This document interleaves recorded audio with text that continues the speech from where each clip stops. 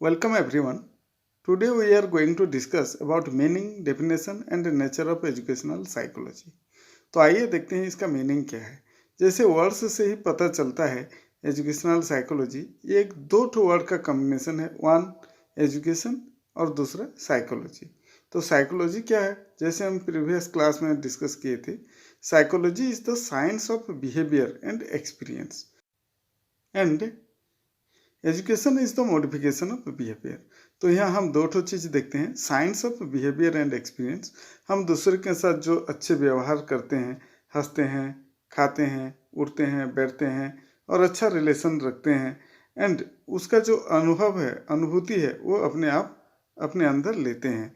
तो इसका स्टडी करना, science of behaviour and experience इसको हम बोल सकते हैं। और वैसे मॉडिफिकेशन ऑफ बिहेवियर, जैसे हम कोई शिक्षा लेते हैं तो उसमें हमारा मॉडिफिकेशन ऑफ बिहेवियर होता है।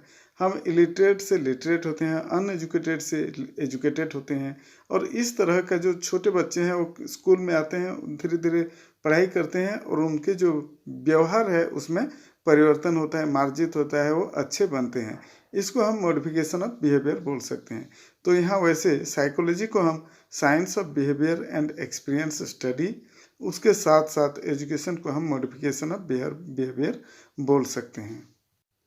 Modern education aims at the harmonious development of the personality of the child.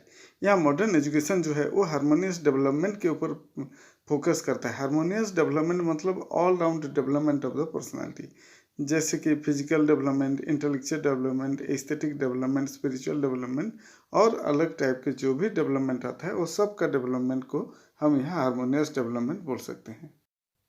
तो यहाँ देखेंगे तो task of the schools and the teachers to create such situation. तो यही टीचर और स्कूल का काम रहता है कि वो सिचुएशन बनाए, माहौल बनाए स्कूल में, और बच्चों को उनका पर्सनालिटी डेवलप करें, उनको एजुकेटेड बनाएं। क्योंकि जब तक वो उनका जो नेचर है, पर्सनालिटी है, बच्चों का स्टडी नहीं कर पाएंगे, तब तक वो उनके ऊपर आगे डेवलपमेंट कैसे होगा नहीं सोच पाएंगे। तो इसीलिए साइकोलॉजी एजुकेशन में मोस्ट इम्पॉर्टेंट है उनका बिहेवियर को स्टडी करने के लिए। फिर आइए देखते हैं, this is the modern meaning of education, but this modern meaning of education is dependent on the knowledge of psychology. Psychology का नॉलेज होगा तभी हम ये एजुकेशन में हम आगे बढ़ पाएंगे या फिर बच्चों को स्टडी कर पाएंगे। दस educational psychology is the psychology which is applied in the field of education to solve the educational problems। जो भी एजुकेशनल प्रॉब्लम्स आता है वो साइकोलॉजी जिसका होगा वही स्टडी कर पाएगा और उसको रिजॉल्व भी कर पाएगा। तो हम एजुकेशनल साइकोलॉजी से बच्चों का प्रॉब्लम या स्कूल का प्रॉब्लम जो भी है या टीचर का प्रॉब्लम चाहे भी क्यों ना हो, उसको हम यहाँ स्टडी कर सकते हैं और रिजॉल्व भी कर सकते हैं। आइए देखते हैं कुछ मोस्ट इम्पॉर्टेंट एजुकेशनल साइकोलॉजिस्ट, उन्होंने एजुकेशनल साइकोलॉजी के ऊपर क्या डेफिनेशन दिए हैं। यहाँ Trow, educational psychology is the study of the psychological aspects of educational situation. तो उन्होंने बोला है, ट्रो ने, study of the psychological aspects educational situation. Educational situation जैसे स्कूल है, क्लासरूम है या घर में है, जो बच्चे पढ़ाई करते हैं, जो टीचर पढ़ाते हैं, या फिर उनके मम्मी पापा के परिवेश में जो पढ़ाई लिखाई होता है, वहाँ एजुकेशनल एस्पेक्ट में उनका स्टडी करना, उनका जो शिक्षा का क्षेत्र है वहाँ कोई पढ़ाई करता है नहीं करता है, या क्या प्रॉब्लम होता है, कैसे करने से पढ़ाई करेगा, अच्छा जानेगा, ये सब जानने का जो स्टडी है उसको वो एजुकेशनल साइकोलॉजी बोल रहे हैं। फिर B.F. स्किनर ने बोला है, educational psychology is that branch of science which deals with teaching and learning. Teaching and learning को जो स्टडी करता है या फिर कैसे उसको डेवलप किया जाए इसके ऊपर जो स्टडी करता है, या फिर क्या टेक्निक या कौन सा मेथड्स यूज किया जाए ताकि बच्चों का डेवलपमेंट हो सके या उनका जो प्रॉब्लम्स है उसको रिजॉल्व किया जा सके, इसके ऊपर जो स्टडी करता है टीचिंग एंड लर्निंग और कैसे पढ़ाया जा सके, उसको हम एजुकेशनल साइकोलॉजी बोलेंगे बोल के स्किनर बोलते हैं। According to him, teaching and learning are the most important problems areas और फील्ड्स ऑफ एजुकेशनल साइकोलॉजी। तो टीचिंग लर्निंग जो है वो मोस्ट प्रॉब्लमेटिक एरिया है, इसका समाधान डेफिनेटली ढूंढना चाहिए। और वो स्किनर बोल रहे हैं कि जो इसका स्टडी करता है, इसका प्रॉब्लम का हल निकालता है और जो सॉर्ट आउट करता है वही एजुकेशनल साइकोलॉजी है बोल के उन्होंने बोला है। फिर जूड ने बोला है educational psychology is the scientific study of the life stages in the development of an individual from the time he burn until he became an adult. तो यहाँ देखेंगे तो study of the life stages बोले हैं, study जैसे कि growth and development जिसको बोलते हैं। जैसे कोई बच्चा शिशु जो छोटे बच्चे रहते हैं, चाइल्ड रहते हैं, इन्फेंट रहते हैं, उसके बाद वो किशोर अवस्था में आते हैं, फिर यंग होते हैं। ये जो तीनों स्टेज है, अलग अलग स्टेज है, उसमें जो डेवलपमेंट्स होता है, उनमें जो एजुकेशन का जो भी डेवलपमेंट होता है, ग्रोथ होता है, या उनके बिहेवियर को स्टडी के चेंजेस होता है, उसका स्टडी को जूड ने बोला है एजुकेशनल साइकोलॉजी। फिर देखते हैं choleric. Educational psychology is the application of findings and the theories of psychology in the field of education. तो वो बोले हैं application of findings and theories, जो साइकोलॉजी का जो एप्लीकेशन है, फाइंडिंग्स है, थ्योरीज है, जो एजुकेशनल साइकोलॉजिस्ट बहुत सारे रिसर्च करके आउटपुट निकाले हैं, जैसे कि इंटेलिजेंस थ्योरी हो गया या लर्निंग थ्योरीज हो गया, ये सब थ्योरीज को जो प्रयोग करते हैं उसका इम्प्लीकेशन को, उसका एप्लीकेशन को उन्होंने एजुकेशनल साइकोलॉजी है बोले हैं। तो कहाँ प्रयोग करेंगे? एजुकेशन के फील्ड में, जैसे क्लासरूम में हुआ, स्कूल में हुआ, उसका जब प्रयोग होता है तो उसी को साइकोलॉजी का प्रयोग को एजुकेशन में उन्होंने बोला है ये एजुकेशनल साइकोलॉजी है। आइए देखते हैं अब नेचर ऑफ एजुकेशनल साइकोलॉजी क्या क्या है। फर्स्ट है N applied science. Educational psychology को हम अप्लाइड साइंस भी बोल सकते हैं, क्योंकि इसमें application of principles of psychology in the field of education होता है। जैसे जो भी थ्योरीज है या फिर रिसर्च फाइंडिंग्स है, जैसे लर्निंग थ्योरी हो गया, पर्सनालिटी का हो गया, इंडिविजुअल डिफरेंस का हो गया, इंटेलिजेंस का हो गया, ये सब थ्योरीज का आउटपुट जो है वो एजुकेशन के फील्ड में प्रयोग किया जाता है। जैसे कि बच्चों को कैसे ठीक से पढ़ाया जा सके, कैसे नर्चर किया जा सके, ये सब का जो आउटपुट है या फिर एप्लीकेशन है वो एजुकेशन के फील्ड में किया जा सकता है। इसीलिए हम इसको एक अप्लाइड साइंस भी बोलते हैं और ये एजुकेशनल साइकोलॉजी का नेचर भी है। सेकेंड में आता है educational psychology is a positive science. Positive science इसीलिए हम बोलेंगे कि ये जो बच्चे रहते हैं, बच्चों का कैसे ग्रोथ होगा, कैसे डेवलपमेंट होगा, कैसे उनका लर्निंग का एनहांसमेंट होगा, ये सब साइंटिफिकली स्टडी करता है और उसका वो प्रयोग करता है। Not in A normative way, casually वो प्रयोग नहीं करता। और फिर आगे देखते हैं एक्सप्लेन्स द एजुकेशनल फैक्ट्स। जो भी फैक्ट्स रहता है उसका जो साइंटिफिकली प्रूव्ड आउटपुट्स रहता है, बच्चों के या स्कूल के या टीचर के एजुकेशनल सिचुएशन का जो फैक्ट्स रहता है उसको ढूंढता है। जो ऑब्जेक्टिविटी रहता है उसको ढूंढता है। सब्जेक्टिविटी के बारे में यहाँ नहीं बोला गया है।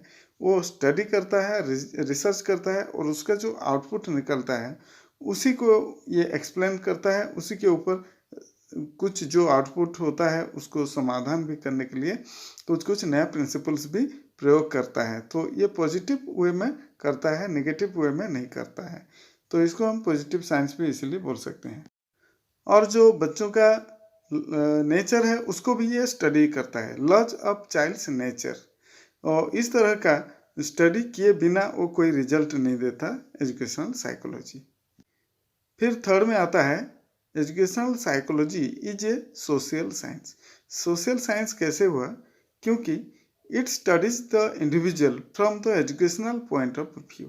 एजुकेशनल पॉइंट ऑफ व्यू से वो स्कूल में, कॉलेजेस में या फिर कहीं यूनिवर्सिटी क्यों ना हो, वहाँ टीचर को या इंडिविजुअल को स्टडी करता है, उसका कहाँ प्रॉब्लम है या फिर कैसे करने से उसका डेवलपमेंट हो सकता है, इसी को स्टडी करता है। तो ये समाज का जो इंडिविजुअल रहते हैं, समाज में जो इंडिविजुअल्स हैं या फिर टीचर्स हैं, पीपल्स हैं, उन्हीं को स्टडी करता है। इसीलिए हम इसको सोशल साइंस भी बोल सकते हैं। और इसका जो रिजल्ट है वो इंडिविजुअल या फिर एक ग्रुप के ऊपर प्रयोग भी करता है। इस तरह का ये साइंस भी है और सोशल साइंस भी है। Thus this science has social implications in the society.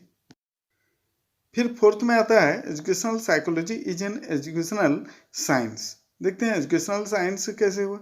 Educational psychology deals with educational problems of students, teachers and environment. Also studies the behaviour of the individual in educational sphere. तो educational sphere में या school, colleges या फिर जहाँ भी पढ़ाई लिखाई होता है वहीं के जो इंडिविजुअल है उन्हीं के ऊपर ये स्टडी करता है, उनका जो प्रॉब्लम है उसको निकालता है, उसका सॉल्यूशन भी देता है। जो बच्चे नहीं जानते वो कैसे जानेंगे, इसी को स्टडी करता है। या जब कंसंट्रेशन बच्चों का नहीं रहता, कैसे कंसंट्रेशन आएगा पढ़ाई लिखाई में, इसको भी स्टडी करता है। तो ये बहुत सब्जेक्टिव भी रहता है, साइंटिफिकली प्रूव्ड भी रहता है, इसीलिए हम एजुकेशनल साइंस भी इसको हम मान सकते हैं। Educational psychology is a specific science. Specific science कैसे हुआ? It studies the human mind, human mind को स्टडी करता है वन। और जो जनरल साइकोलॉजी है उसमें से ये फाइंड आउट निकालता है प्रिंसिपल्स एंड थ्योरीज, और स्पेसिफिक सिग्निफिकेंस जिसका होगा, उसका इम्पोर्टेंस जिसका होगा साइकोलॉजी में, जो थ्योरीज प्रिंसिपल्स है और वो जो एजुकेशन के फील्ड में जो प्रयोग किया जा सकता है उसी को ये निकालता है और प्रयोग में लाता है और यूटिलाइज करता है टीचिंग लर्निंग प्रोसेस में।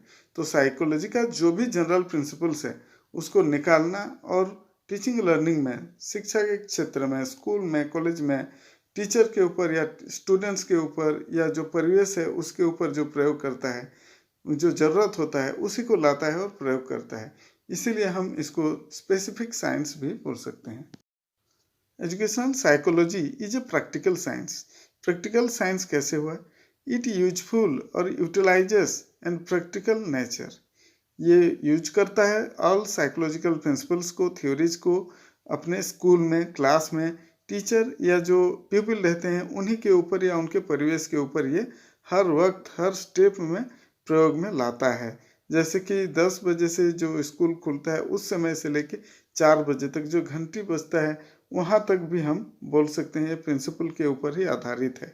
In fact knowledge of education psychology makes the teaching more effective. अगर कोई टीचर के ऊपर अच्छा ज्ञान रहेगा या टीचर का अच्छा ज्ञान रहेगा एजुकेशनल साइकोलॉजी का, तभी वो अच्छे ढंग से मैनेज कर पाएगा, बच्चों को समझ पाएगा।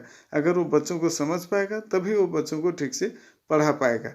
वैसे उनका समझना बच्चों के साथ साथ पेरेंट्स को भी समझने में ये हेल्प करता है, इसीलिए प्रैक्टिकल साइंस भी है। नेक्स्ट, एक ग्रोइंग एंड डेवलपिंग साइंस इसका नेचर भी हो सकता है। जैसे ग्रोइंग मतलब जानते हैं जो बढ़ता हुआ क्रम में है, डेवलपिंग रोज रोज बढ़ रहा है। The science of educational psychology is very growing due to constant researching in this field. तो इसके ऊपर रिसर्च कंटिन्यू चल रहा है, बहुत सारे रिसर्चर हैं अभी भी कंटिन्यू रिसर्च कर रहे हैं। तो रोज रोज नया नया कुछ ना कुछ उसका आउटपुट रिजल्ट निकलता है। It deals with the human nature which is very complex. जैसे आप जानते हैं ह्यूमन नेचर को इतना आसान नहीं समझना। अभी कोई रो रहा है तुरंत कोई हंस देता है, तो कोई अभी दुखी है फिर तुरंत खुश हो जाता है। तो इस टाइप का नेचर रहता है, इसको स्टडी करता है। तो अगले टाइम में हमें कुछ नया नया रिजल्ट भी निकल सकता है। तो इसीलिए इसको हम एक ग्रोइंग साइंस भी बोल सकते हैं। Educational psychology is an academic discipline. G Lester Anderson ने बोला है ये एकेडमिक डिसिप्लिन है। जैसे एकेडमिक डिसिप्लिन मतलब जैसे हिस्ट्री, ज्योग्राफी, पॉलिटिकल साइंस रहता है, वैसे एजुकेशनल साइकोलॉजी भी एक सब्जेक्ट है। तो ये सब्जेक्ट में क्या पढ़ाई होता है? फिर ह्यूमन बिहेवियर को जो स्टडी करता है वो सब्जेक्ट है एजुकेशनल साइकोलॉजी। और इसका जो रिजल्ट्स आता है उसको जनरलाइज किया जा सकता है। जैसे साइंस में कोई थ्योरीज प्रिंसिपल्स निकालते हैं तो उसमें जो कुछ स्टेप्स रहता है यहाँ भी स्टेप्स फॉलो किया जा सकता है और उसका प्रिंसिपल को यहाँ स्टडी करके प्रूव किया जा सकता है कि ये ऐसा ऐसा हुआ है बोल के। तो यहाँ प्रूफ जो किया जा सकता है उसी को हम यहाँ जनरलाइजेशन बोल सकते हैं या थ्योरीज बोल सकते हैं। Information, knowledge, principle and methodology, ये जो है बेसिक कंपोनेंट्स है, इसी के ऊपर ही डिपेंड करता है एजुकेशनल साइकोलॉजी। और फिर आगे वो ग्रो करता है या फिर उसका जो थ्योरीज और प्रिंसिपल्स है वो निकालता है। तो हम इसको इसीलिए ऐसे बोल सकते हैं कि information, knowledge and principles are the substance of educational psychology.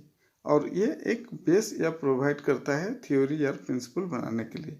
तो ये सब हमने अभी डिस्कशन किया नेचर कौन कौन सा हो सकता है। होपिंग दैट आप सब ने ये वीडियो को एंजॉय किया होगा।